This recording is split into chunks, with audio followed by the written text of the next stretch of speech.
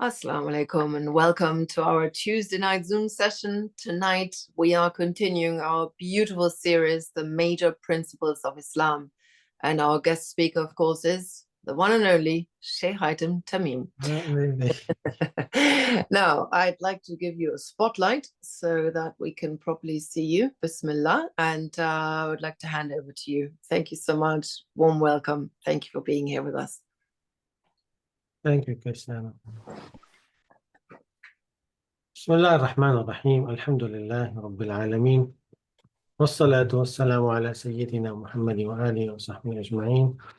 اللهم علمنا ما ينفعنا وانفعنا بما علمتنا وزدنا علما وعملا وفقها في الدين يا رب العالمين. وفقنا للعمل بما يرضيك عنا وإلى غيرك لا تكلنا. افتح أقفال قلوبنا بذكرك وألهمنا شكرك واجعلنا من أهل معرفتك ولا تجعلنا من الغافلين. تب علينا توبة نصوحا يا رب العالمين. فرج عن أمة سيدنا محمد صلى الله عليه وسلم فرجا عاجلا وغير آجل آمين. Alhamdulillah, we'll resume the series which we have started probably a year ago. It's on the principles, the main principles of Islam. And today, inshallah, we'll talk about leaving what does not concern you. So Rasulullah alayhi salatu wasalam, in the very famous hadith that's narrated by Imam al-Tirmidhi and Ibn Majah and others, عن أبي هريرة رضي الله تعالى عنه قال قال رسول الله صلى الله عليه وسلم من حسن إسلام المرء تركه ما لا يعنيه. Abu Hurairah رضي الله عنه narrated that the Messenger of Allah صلى الله عليه وسلم said, part of the excellence of man's Islam or someone's Islam is that he leaves what does not concern him. As you can see, it's probably less than one line, the hadith. من حسن إسلام المرء تركه ما لا يعني. In Arabic, it's 8 words. So 8 words. The scholars commented on this hadith in a beautiful, lengthy commentary. And my favorite one actually is Ibn Rajab al-Hanbali, rahimahullah ta'ala, in his book, the commentary on the 40 hadith of Imam al-Nawawi, which is translated to English, you can have, and I refer to this book many times, and one of my favorite probably books is this one. So Imam Ibn Rajab al-Hanbali and many others who commented on this very hadith, they mentioned that this hadith is 1/3 of Islam. 1/3. Some people even said, some scholars actually, they said it's not 1/3, it's half of Islam. And just to refresh your memory, Imam al-Nawawi, rahimahullah, in his selection, which we know as Al-Arba'un al-Nawawiyah, the 40 hadith. The 40 hadith, this selection, I have probably delivered this selection over the years around 3 times. And waiting for the transcription for these courses to be a book later, inshallah ta'ala. So in this very hadith, it's classified. I just want to paint a picture for you to understand where I'm going with this. Imam al-Nawawi, rahimahullah, his objective in the 40 selection, how did he choose this hadith? He made a promise and, if you want, a commitment that he will not put in this selection but the most comprehensive hadith. Yes? In Arabic, we call Jawami'ul Kalim. Jawami'ul Kalim. The most comprehensive hadith. So what does it mean, Jawami'ul Kalim? Jawami'ul Kalim is short speech or short hadith. If you want to explain, you might need many pages and many volumes. This is Jawami'ul Kalim. So very condensed, If you want to put it under the microscope or dissect it or delve into it and zoom into the meanings of the hadith, it's very condensed and has many, many layers. So this hadith is one of them. And accordingly, the scholars uh, commented on this hadith by saying that it's the greatest hadith in akhlaq and etiquettes and adab. Yes. So when you talk about the etiquettes in Islam, this is one of the top etiquettes in Islam. So Rasulullah والسلام, is teaching the Ummah, yes, uh, how to behave. Especially in this day and age, you have time is flying, yes, and you have the tasks which on the list are many. So you need to cut down, and accordingly, you need to focus on what is the most important, then the important, then the less important. Yeah. So Rasulullah SAW, if you want, he's teaching us number one, etiquettes of utilizing the precious life which Allah gifted to us. This life is a gift. So the Rasulullah SAW, he's teaching us how to utilize it, how to use it. Time is a precious commodity Allah has given to us. How not to waste your time, how not to waste your efforts, how not to waste your money, your attention, your power, and so on. So this hadith addresses all of this. And this is why it's the comprehensive Jawami'ul Kalim of Rasulullah alayhi salatu wassalam. So it's, by the way, one of the first uh, hadith which we teach our children because it's very short. And even if he's just learning some words, he's speaking some words when he's 1.5 years old or 2 years old or something like this, they start teaching him the short surahs and the short hadith. And this is one of the short hadith which we teach our children when they are very young. Yeah. Although it's not for the children, to be honest with you, it's for the adult. But because it's short, you want them to memorize, and later, inshallah, they will understand and use it in their life.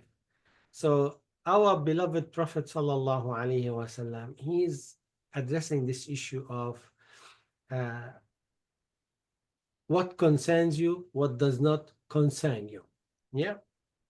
Before delving into the hadith, this is a quick introduction. Let me just give you some introduction to some verses in the Quran that talks about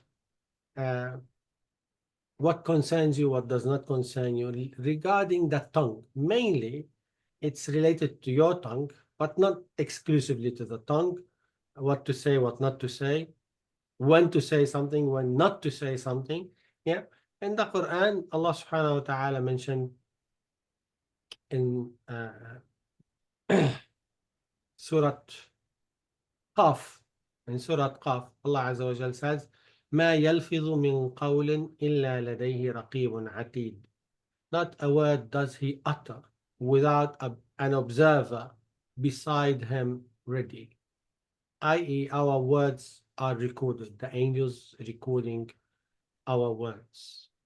And Allah Azza wa Jal as well in Surah Al-Infitar, He says, وَإِنَّ عَلَيْكُمْ لَحَافِظِينَ كِرَامًا كَاتِبِينَ يَعْلَمُونَ مَا تَفْعَلُونَ. Although there are guardians over you, honest recorders, they know everything you do. So again, these actions, these words are recorded. So you better be careful what to do and what to say. And Rasulullah sallallahu alayhi wasallam as well taught the companions to control their tongues, to control their actions, to control their sight in different occasions and events and narrations, sallallahu alayhi wasallam. For instance, one of these beautiful narrations whoever من كان يؤمن بالله واليوم الآخر فليقل خيرا أو ليصمت. Whomsoever believes in Allah and the last day, so let him speak good or remain silent. Again, it's the utilization of time and actions. So if you were to cut down, then you have more time and you have more efforts to utilize in something useful and beneficial, rather than wasting your time and wasting your commodities and wasting your power and efforts in useless stuff. And Allah subhanahu wa ta'ala in Surah Al-Mu'minun, in the opening of the surah, قَدْ أَفْلَحَ الْمُؤْمِنُونَ, successful are the believers. And He described them. One of the features of the believers, which Allah mentioned in the opening of the surah, وَالَّذِينَ هُمْ عَنِ اللَّغْوِ مُعْرِضُونَ, and those who refrain and abandon useless speech and useless stuff. So it means that the believer is keen and careful on the time and the life which Allah has given to him, subhanahu wa ta'ala.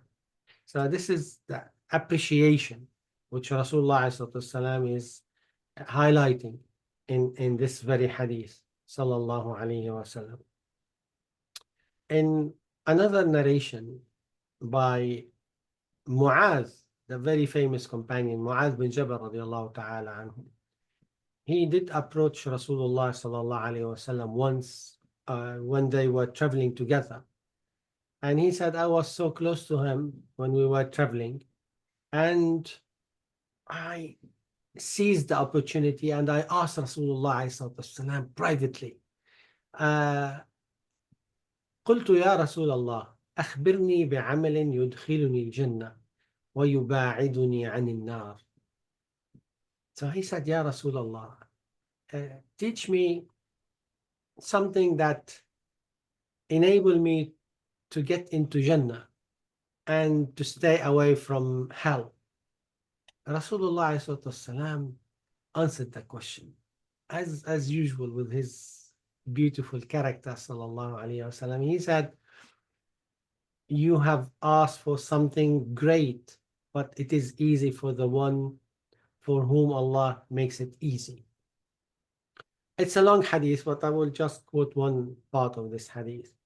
So the opening of the hadith, it shows us the concern of Mu'adh, and many of the companions, they have the same concern. And as well us, we have the same concern. We want a shortcut to Jannah.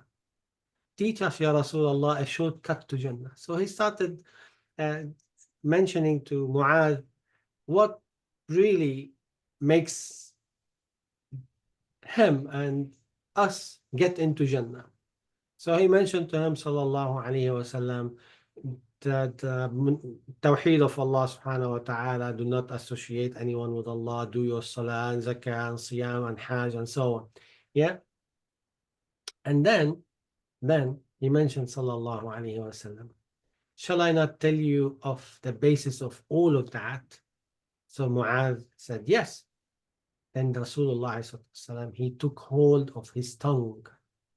He took hold of his tongue, alayhi salatu wasalam, and he said, restrain this.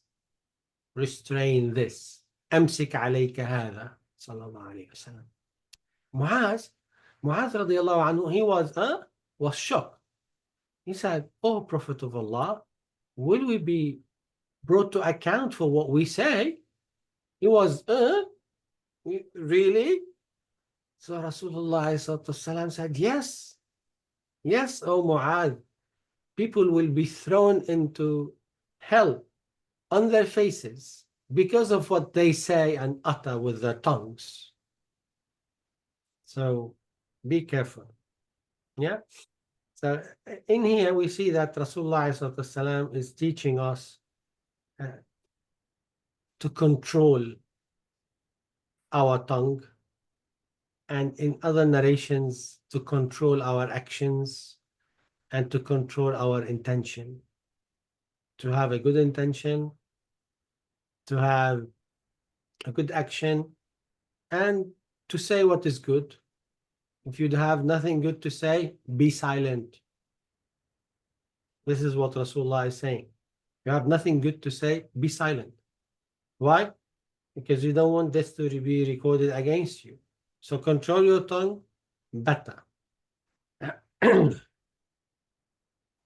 So going back to the hadith, Rasulullah SAW beautifully described in these very few words, min husni Islam al-mar.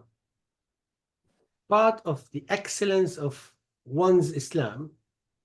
Okay. So we see that Rasulullah SAW, he is saying there's a person with good Islam and a person with bad Islam. This is the classification from the hadith. Min husni Islam al-mar. So if you want your Islam to be excellent and good Islam, then follow the guidance of Rasulullah SAW. What shall we do, Ya Rasulullah? He said, leave what does not concern you. End of the story. Very simple, very easy to memorize, to digest, to keep in mind, and to follow. Yeah. And by the way, this is again something very beautiful to understand. And having short message, and this is what marketing people are into. So they tell you don't get too many lines, and you need to be concise and short and to the core. Yeah. So here, Rasulullah SAW, and we see the same thing, for instance, Bunya al-Islamu ala khams. This is one of the comprehensive hadith of Rasulullah. Islam has been built on 5. So he summarized the whole religion in these main things. But of course, it's not everything. It's the main things, as it says. So here, it's the same. Rasulullah is saying, والسلام, part of being a good Muslim, so you don't want to be a bad Muslim. So if you want to be a good Muslim, if you want to have excellent Islam, good Islam, then what shall I do? Leave what does not concern you. And the scholars accordingly commented on this hadith. What does not concern you has many reflections and many stuff and many things. So what does not concern you, like things that you say, yes, things that you do, things that you think about. So if you were to control this, then you are classified as excellent in what you are doing. And this is what we call ihsan. Ihsan. So if you want to improve your Islam from level 1 to level 2, level 3, then you have to follow the footsteps of Rasulullah alayhi salatu wassalam.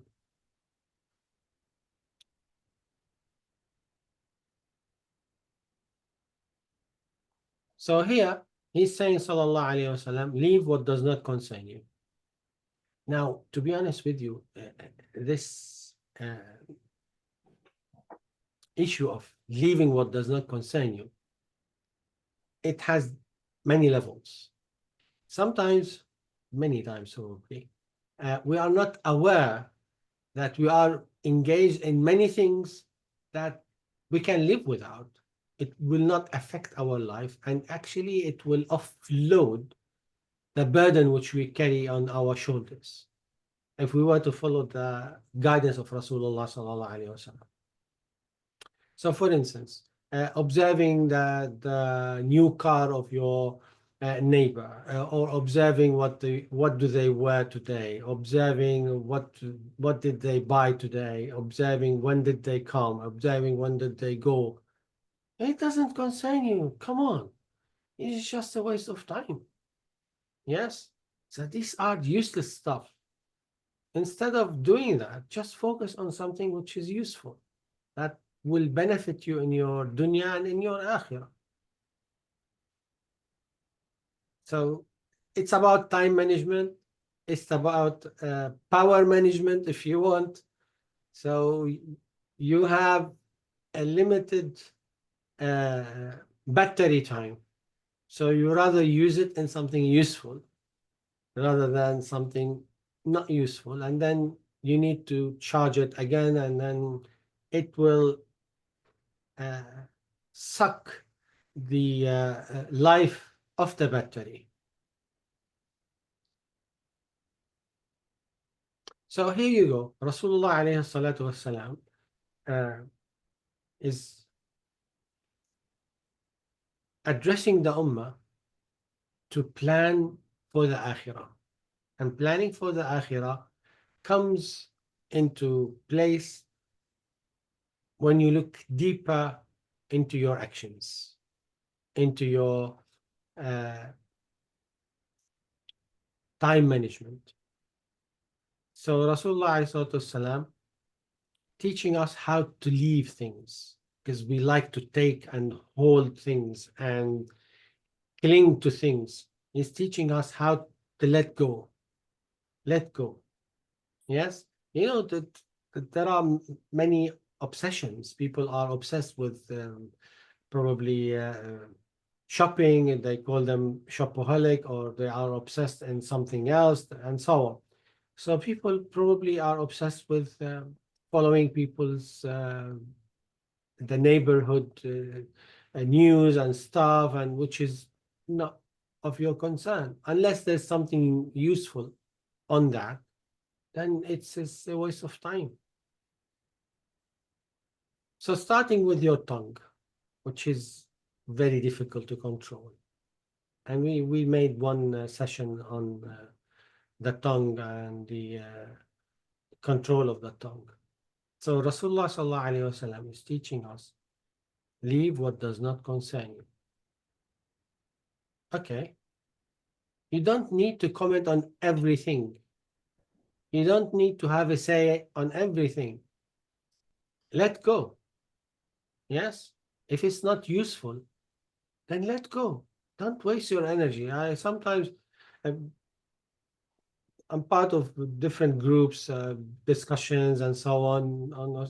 Some of it is scholarly level, some of it is friends, and some of it family.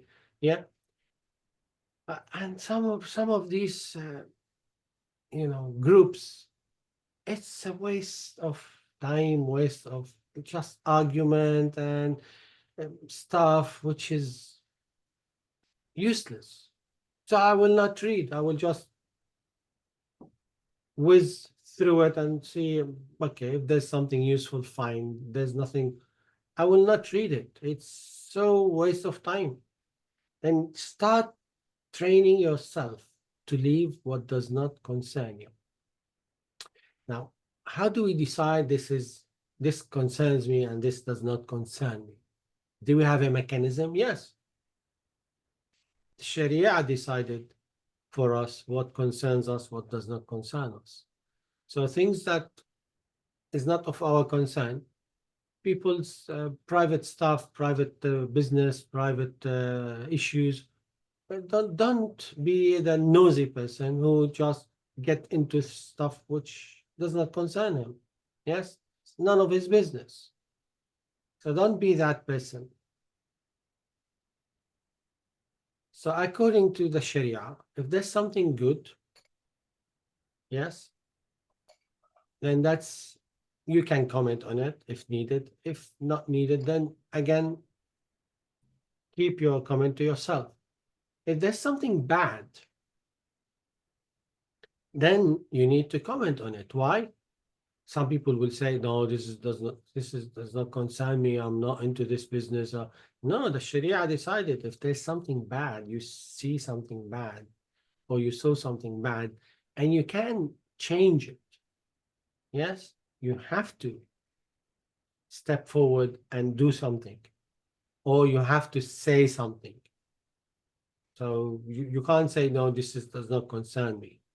Then this is wrong. No, this is your concern. For instance, public matter. Public matter. Does not concern me. No, it does concern you.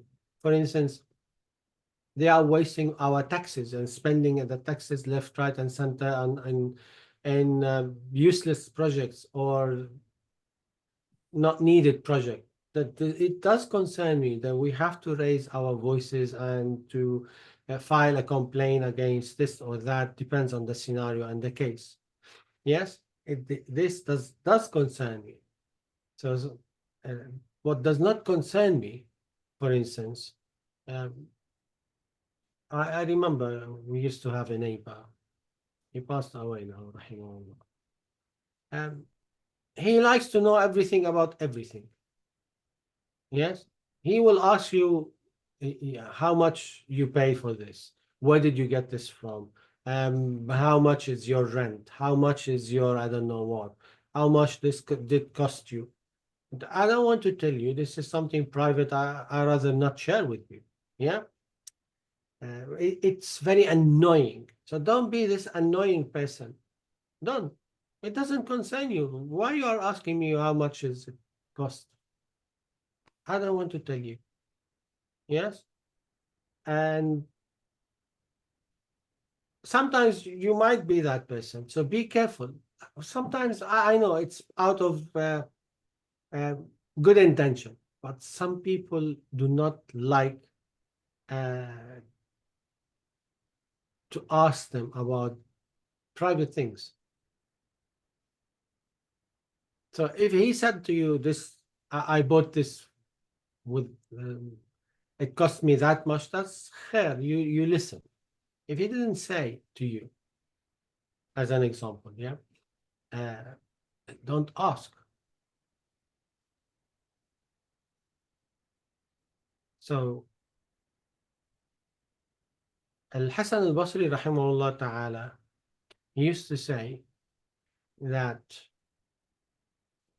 if you were to be engaged in what pleases Allah, it's a sign that Allah is pleased with you.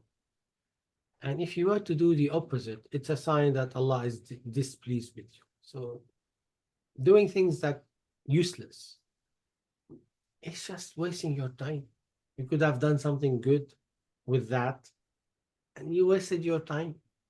Sometimes it's not just wasting your time. You might even get into a sin by going into useless stuff. And something useless leads to another useless and then leads to a sin, might be.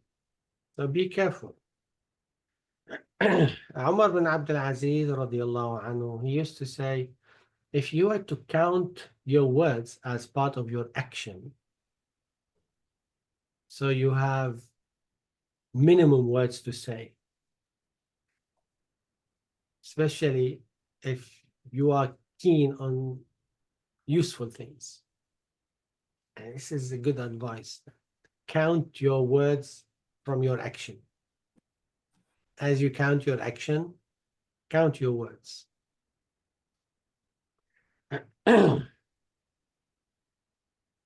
So starting with the tongue, from the tongue to the action. So have a space between you and people which you might classify as time wasters. Have a space between you and them. It might be one of your relatives. If every time he or she gets into your house, they waste your time, this, that, and the other, khair, because they are relatives, you can't cut ties, you can't, you know, escape this, but minimize wasting your time as much as possible.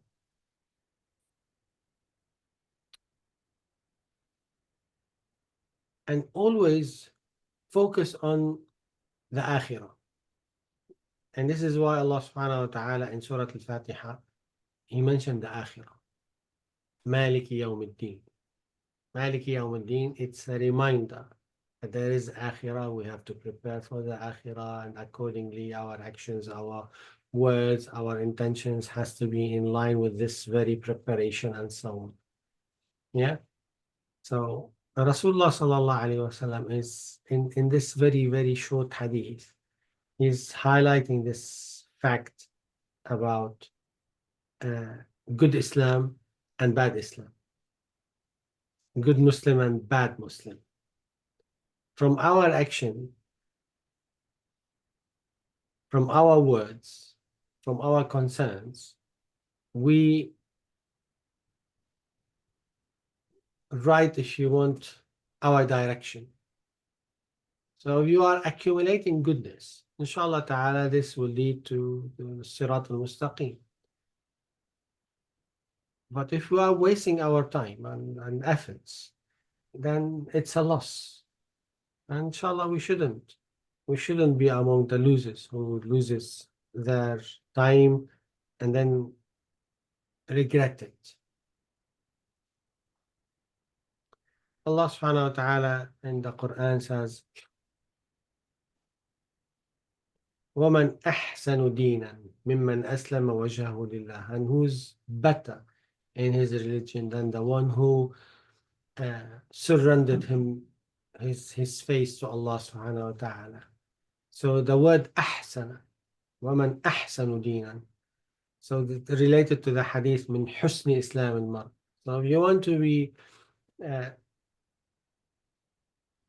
excellent Muslim, or apply Islam in excellence, with excellence rather, then you have to surrender to Allah subhanahu wa ta'ala, inward and outward.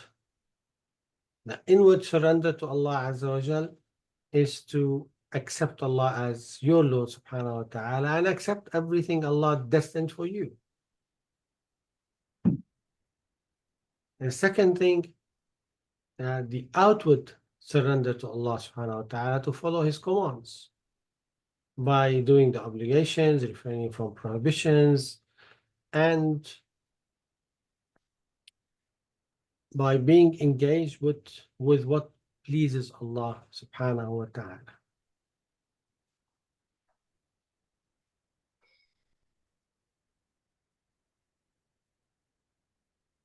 Now, in practical terms, sometimes we have misunderstanding to what really concerns us, what really doesn't concern us. So to cut a long story short, the distinction is made by the Sharia itself. It's not up to our opinion or our whims and desires and likings. It's up to what Allah subhanahu wa ta'ala makes it a priority for you as a Muslim. So anything related to halal and haram, it does concern you. Yes. Anything related to good and evil, it does concern you. Yes. Whether it's in your family, outside your family, and so on and so forth.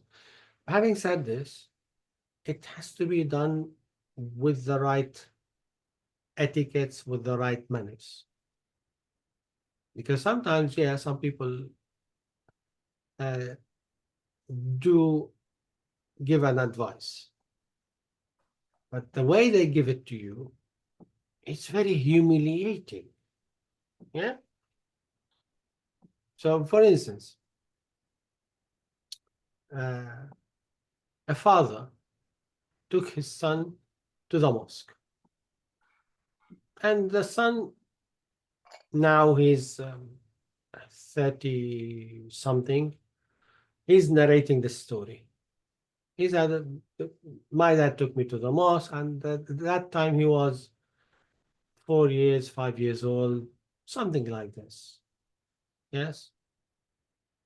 He's not yet an adult. So he went with his dad to the mosque, and it happened to be that his dad bought him a t-shirt, on that t-shirt, Mickey Mouse or something like this. I don't know what was exactly that, but he mentioned that there's an image on it. Yeah. A cartoon image is just a cartoon image. He went to the mosque, and the Imam saw him. Oh my God. He went to his dad and he started shouting and screaming at him in front of everybody in the mosque. How dare you bring your son to the mosque? He has this image on his t-shirt. This is haram. How dare you do this and that? And then he was so embarrassed, and the son was so scared from the shouting and the screaming of the Imam. And he said, just take him to the house, don't pray here, change his t-shirt and come back and that. And he said, my dad took me back home. And since that time, I never stepped into the mosque or any mosque actually. And he did not pray since that time. It does concern you, yes, but the way you relate this, it should be in the right manner. Yes? And by the way, there's a different opinion on these cartoons and images, and if it's not an agreed upon matter to make this big hoo-ha about it, and it's too much. And this is a young boy, and you have just destroyed his connection with the mosque. You destroyed his connection with his deen as well, and you've just given him a nightmare. So this is the misunderstanding. It does concern you, but you have to do it in the right way, in the right manner.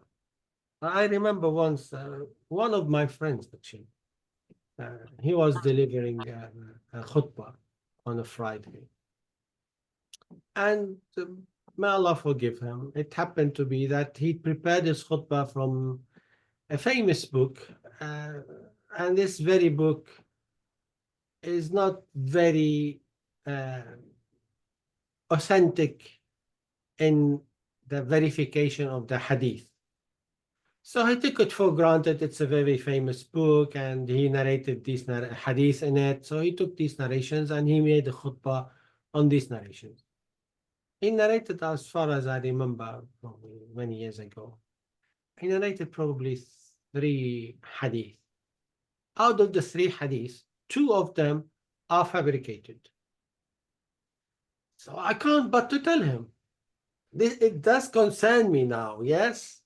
Some people who say, it doesn't concern me, I don't want to say anything, he will be upset. No, it does concern me. So I waited, and he's my friend, by the way.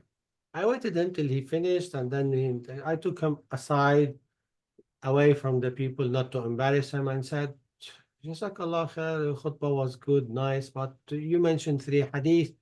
Out of the three hadiths, there are two of these narrations, and the scholar X, the scholar Y, the muhaddis X and Y said these narrations are fabricated. So I know probably you don't know.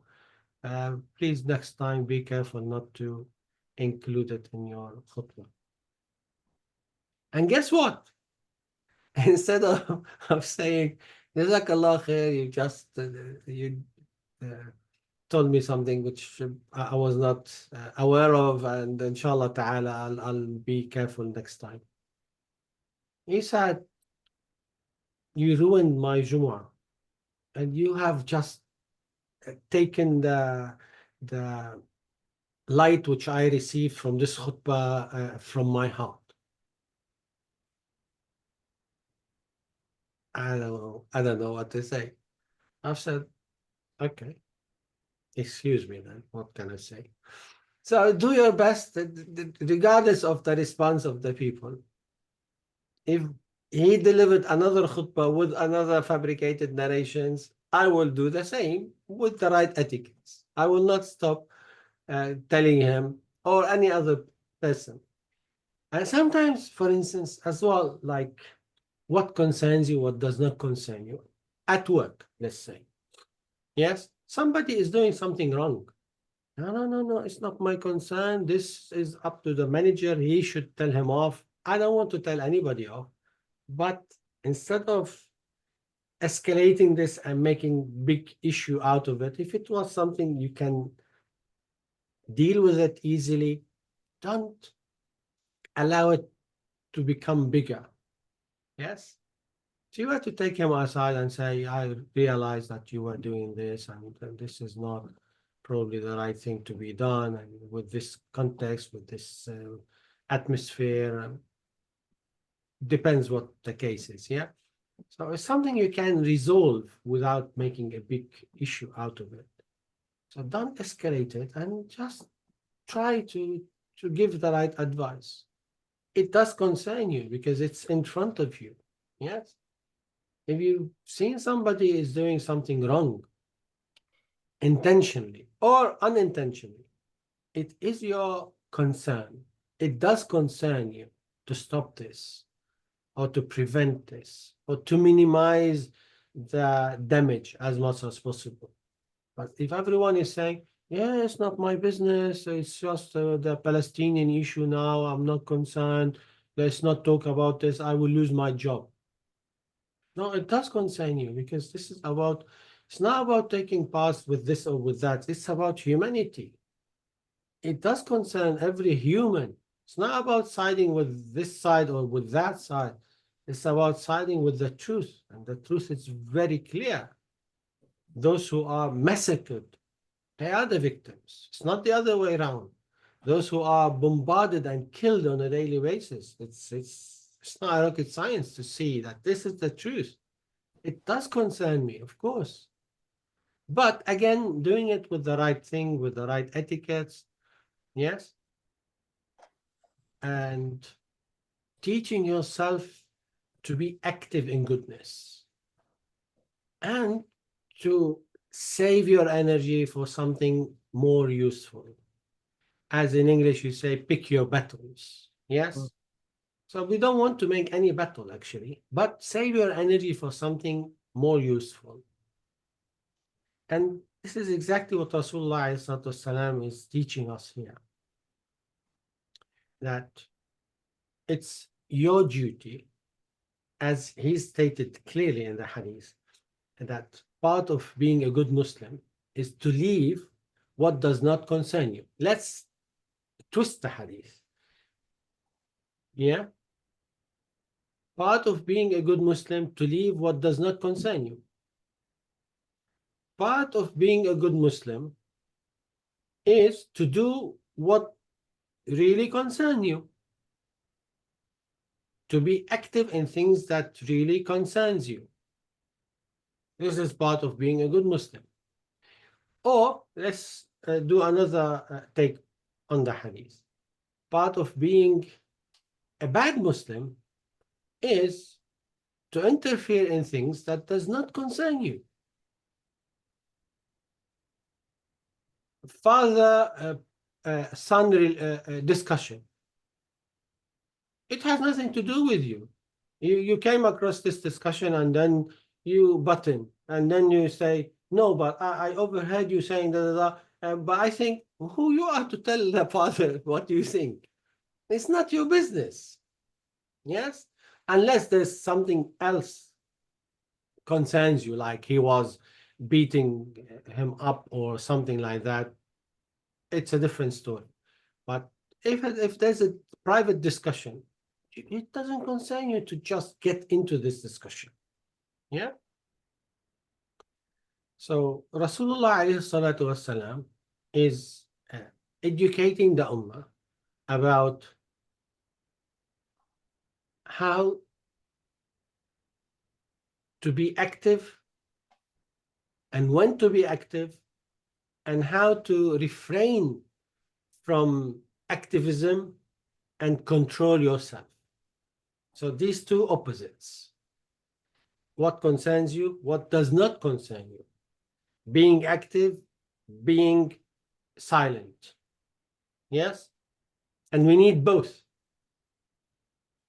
We don't operate with one wing. We need the two wings, actually. And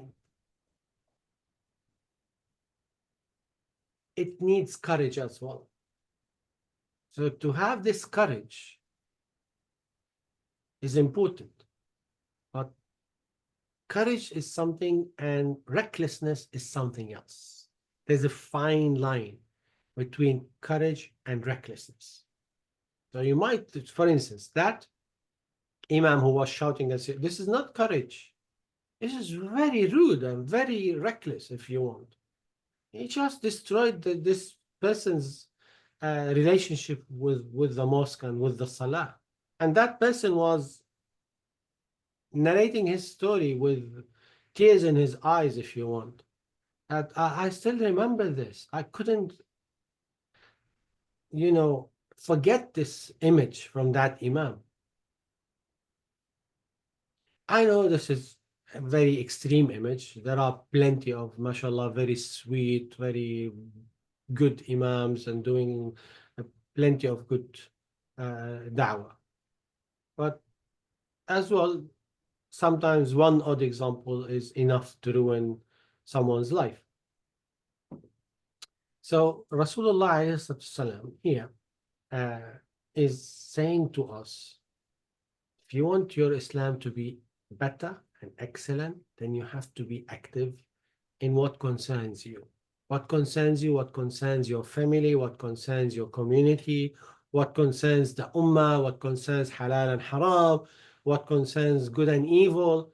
You have to be active on that front. Yes? And if you want to be excellent in your Islam, you should leave useless things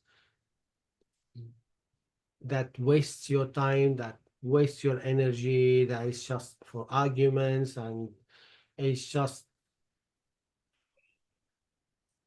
not useful.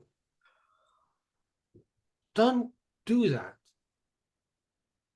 I received the other day, a couple of years ago actually, a message from a sister saying that my husband was a very active, good person and engaged in da'wah, this, that, and the other. And he went into different groups. I don't know which platform he was on.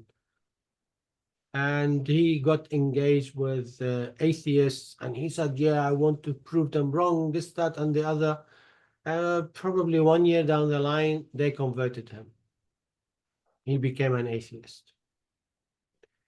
You are not the person to do this job. So it doesn't concern you just to jump into something which you are not, uh, it's not your specialty. And she was asking me, what shall I do with my marriage now? He's an atheist and he doesn't pray. He's doubting the existence of God, this, that, and the other. So it all started with things that does not concern you. It doesn't concern you. This is not your area of expertise. Yes. Imagine that I'm going into the neurological surgery. This is not my area. I will kill the patient. It's not my area. Yes. Although I'm keen on the life of this person and I'm trying my best. No, it doesn't work like this. No. You need to be equipped with the right knowledge, with the right expertise, with the right experience. Then you can do the job properly. Otherwise, this is leave what does not concern you. This is not of your concern. Yeah. And just wasting your time on social media and many stuff is just a waste of time. And you know that there's a facility on the iPhone that tells you how long you've used the screen today, which is useful actually, because it shows you how bad we are doing on the screen. So let's cut down what does not concern us and focus on what really concerns us. The akhirah should be our concern. To please Allah subhanahu wa ta'ala should be our concern. And to have the courage to change our reality, to change what's around us in the right way, in the right manner, and with the right intention, and asking and begging Allah subhanahu wa ta'ala to facilitate for us to be uh, ambassadors of goodness from the bottom of our hearts. It does concern us. Yes, of course, especially in this day and age, and the atrocities which we have all over the place. Yes, we need to present and project a good image. And we can't do this unless we really focus on what really concerns us as Muslims, concerns us as a community, as an ummah. So I ask Allah subhanahu wa ta'ala to enable us to follow the footsteps of Rasulullah sallallahu alayhi wa sallam. I will pause here and open the floor, inshallah, for your questions. Please, if you have any comment or question to ask. Thank you so much for another groundbreaking talk. Absolutely essential knowledge that you teach us every single day, every time you come on. You mentioned very initially one of your favorite books. Which one was that? In It's the Ibn great. Rajab al-Hanbali's commentary on the 40 Nawawiyah. Oh, I even. will send you the link, inshallah. Okay, great. It That'll be is great. available in English, and it's a beautiful book. Okay, that'll be Very lovely. beautiful. That'd be really nice. What do Yeah. you do when someone is nosy, like you were describing, your neighbor? I have a little bit of a friend like that back home in Germany, and she always asks all those types of questions, and I feel uncomfortable answering them. And then she's such an old friend, but I always feel afterwards like I've been asked too many questions. I didn't want to go into all those things. You draw the line.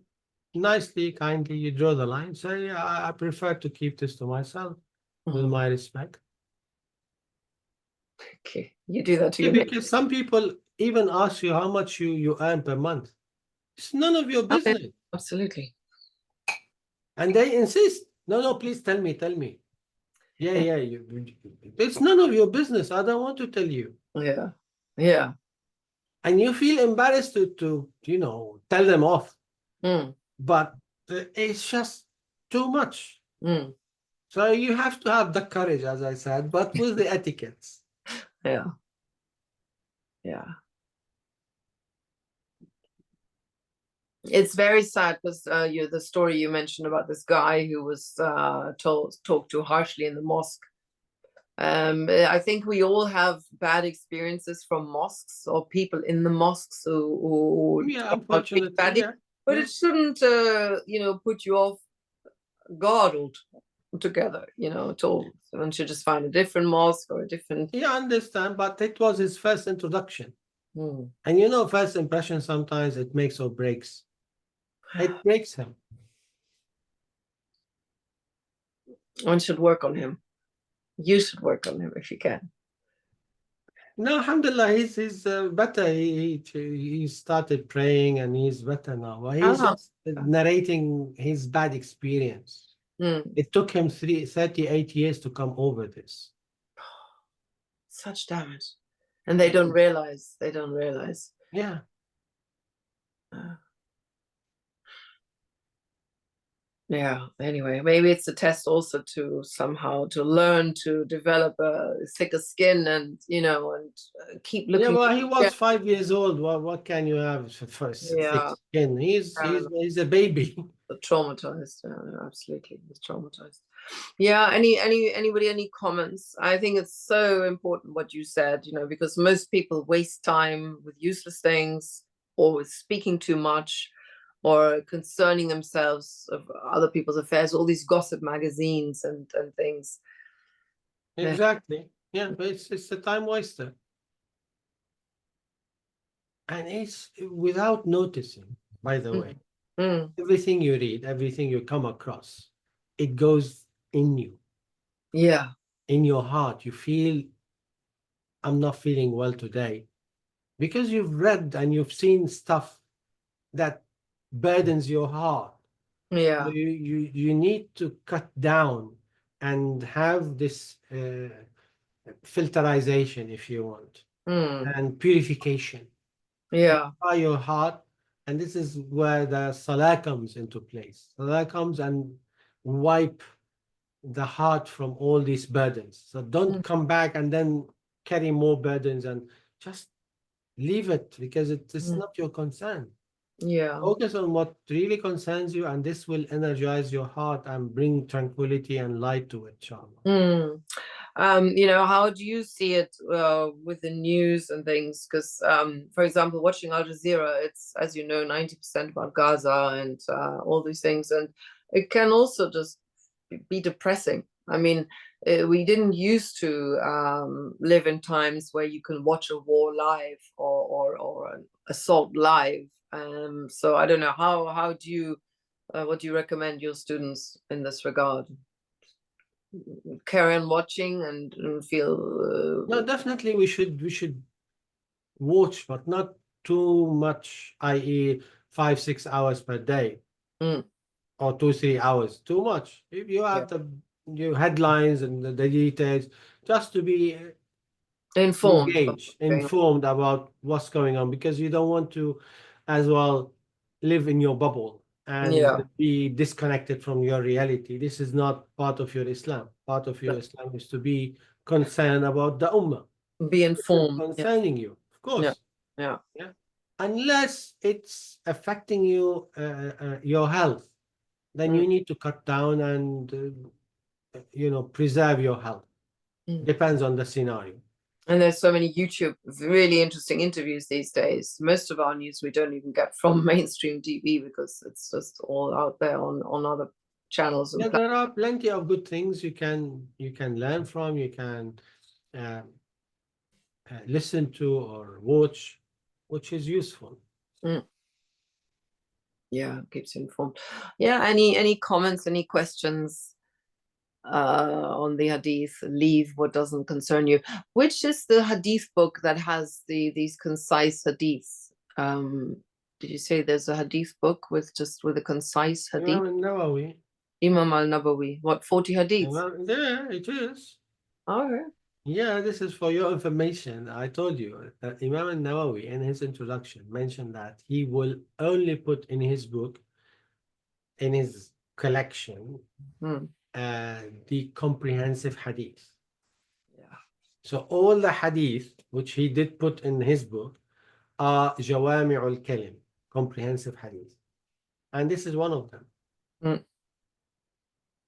Yeah, you get such a good idea. Yeah, among the comprehensive narrations, by the way, إنما الأعمال بالنيات, actions are but by intentions. This is one of the comprehensive hadith.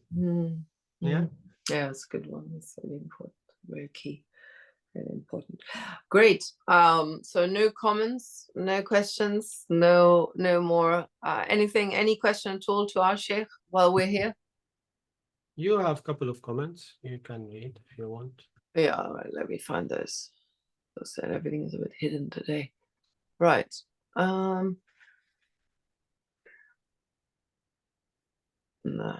So this is just somebody who wants to record, but we don't really want to do that.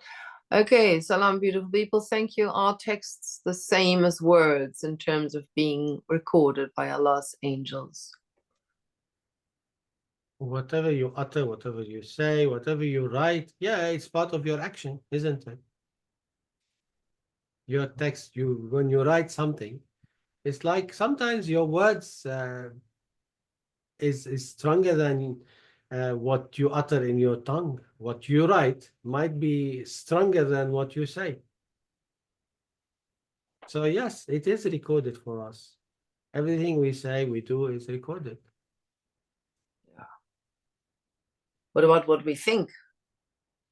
What we think, unless we translate into an action, it will not be recorded.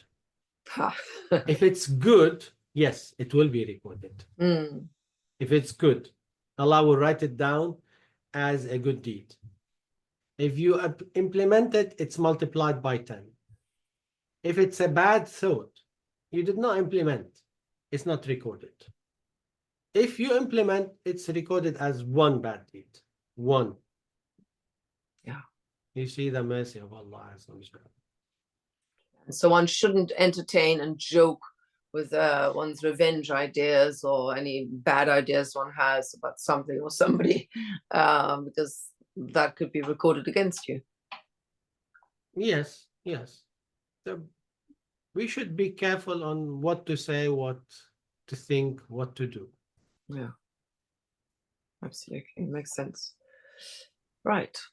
All right, dear Sheikh, thank you very, very much for this groundbreaking session. We look forward to that reference of the book via WhatsApp. Yeah, I will send it to you, inshallah. Let me see, one more question coming in just now. Then vet you for a very beneficial talk.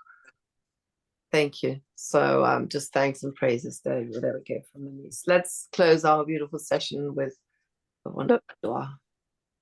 Sorry, Christiane, just one thing, as you brought up the thinking, when Sheikh, when Allah said, when the hadith said, إن لبعض الظن إثم. I think it's hadith, or is it a verse? I can't remember. It's ayah, isn't it? Yeah. Yes. إن لبعض الظن إثم. No, ولا إن بعض إن الظن إثم. إن بعض إن بعض, yeah. إن بعض الظن إثم. So is it, so in this case, does it transcend to the action or just the thought of it? Sorry, it's, and I don't know if my question makes sense. Yeah, I got your question. It's the ayah where Allah subhanahu wa ta'ala says that some of the suspicion is sinful. And the suspicion is not based on dalil or evidence or proof. It is sinful. But the suspicion that is based on a clear evidence or some lead to an evidence, it's not sinful because it's very clear that this is connected to, for instance, fraud or theft or something along these lines. Yeah. So is it recorded? The action is recorded. The suspicion that is not based on proof, it's a bad thing. It will be recorded, yes. Even if you don't say it, you just think it. If you didn't act upon it, it's not recorded.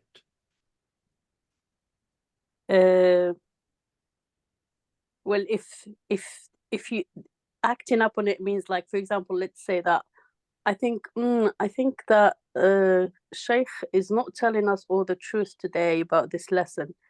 I'm not telling anyone, but I'm thinking it. Like, for example, just to give you an example, then is it ithm or not? Because it's still done. It's still thinking. You're isn't it? Or it becomes only if I say to someone, oh well, I actually I think that he withheld some of the the knowledge that he had, or he didn't want to say whatever. Yeah, I got your point. Let me tell you. If you didn't say this to anybody, if you didn't spread this out, then that's fine. It's contained. It's not contagious. It's contained rather than contagious. Yeah, that's fine. But if you yourself, you started acting in a weird way against the sheikh, because I think he's hiding something, there's no proof. And this is, you are acting now. It's not just ideas. You are acting upon this idea. Okay, Jazakallah khair. Thank you. You see the difference? Yeah. Because we all have these thoughts. Shaitan always come and tell you stuff and things and what have you. Then you say, A'udhu billahi minash shaitan rajim. You don't act upon this. You just walk away. Jazakallah khair. Thank you, Fadwa. Sorry, can I ask a quick question? Sure. Hi, Sheikh. Assalamu alaikum. Thanks for great talk. I just wanted to ask you, are there any practical tips that you would want to share that maybe in this modern world that we can use to not getting involved in things that don't concern us? And really, I guess what I was thinking about was for me, I think being very careful with the technologies we use. On our own computers, the apps we use or information we read, just really trying to cut that, just really trying to minimize that. I think that's helped me a lot, be more productive and creative over the years. I just wonder if there's some tips that you've got that maybe that really stand out that you think are worth sharing. Yeah, I already mentioned some of these things during the talk, but to add to this, it's the observation of the akhirah. So when we recite Al-Fatiha, Alhamdulillahi Rabbil Alameen, Ar-Rahman Ar-Rahim, Maliki Yawmiddin. So when we say Maliki Yawmiddin, it's the observation of the hereafter. And Allah wants us to observe the hereafter, that it's very near. So Maliki Yawmiddin, He's the owner and the king of the day of judgment, subhanahu wa ta'ala. So we need to prepare for the day of judgment. This preparation, it means we need to utilize our time and efforts and thoughts for this very task. And what really deliver this task for us, we should include it in our program. What hinder the delivery of this task, we should cut it down and keep it away from us. I know it's easy said than done, but we need to have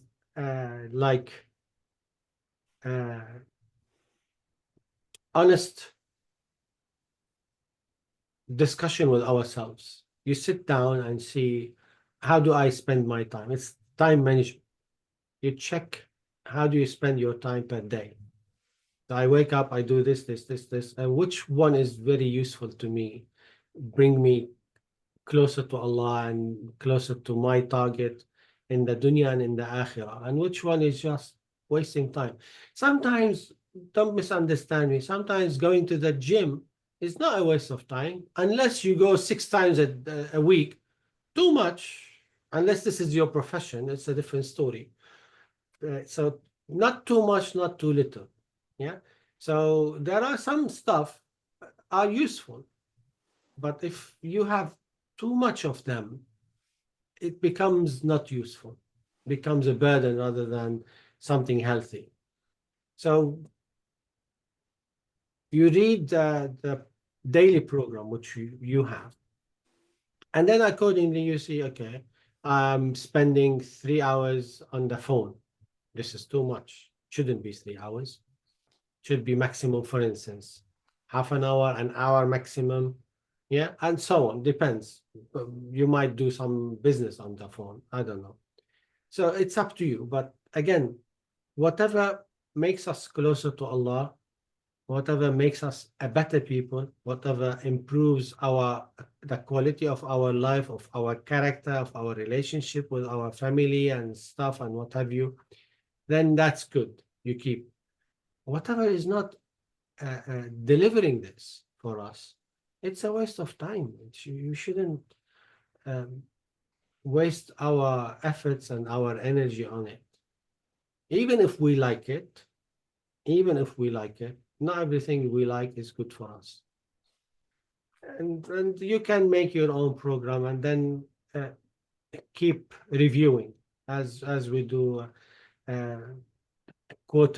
every quarter or every 6 months or every year. We do a review and see where are we going with this. Is it really improved our productivity, our connection with Allah Azza wa Jal, or it's not doing that much? Then we need to change till we get the right combination, inshallah ta'ala. Thank you so much. I really appreciate it. Thank you. All good. Barakallahu fiqh. Thank you so much. Ya Sheikh, please let's close our program with your dua. Inshallah. Okay. Bismillah ar-Rahman ar-Rahim. Alhamdulillahi Rabbil Alameen. والصلاة والسلام على سيدنا محمد وآله وصحبه أجمعين. ربنا تقبل منا إنك أنت السميع العليم وتب علينا إنك أنت التواب الرحيم. اللهم إنا نسألك العفو والعافية والمعافاة الدائمة في الدين والدنيا والآخرة. اللهم فرج عن إخواننا في فلسطين. اللهم فرج عن إخواننا في فلسطين. اللهم فرج عن إخواننا في لبنان يا رب العالمين. اغفر لنا ولوالدينا ولأزواجنا وذرياتنا ومن علمنا، وصلي وسلم وبارك على سيدنا محمد وآله وصحبه أجمعين. آمين. الحمد لله رب العالمين. جزاكم الله خير. السلام عليكم ورحمة الله وبركاته. We'll keep in touch about the timing of next talk next week. إن شاء الله تعالى. Inshallah. السلام عليكم جزاك الله خير شيخ. Assalamu alaikum. السلام ورحمة الله. Have a good week. السلام عليكم. And وعليكم see you. السلام. Take care. See you next time. Assalamu alaikum. Inshallah.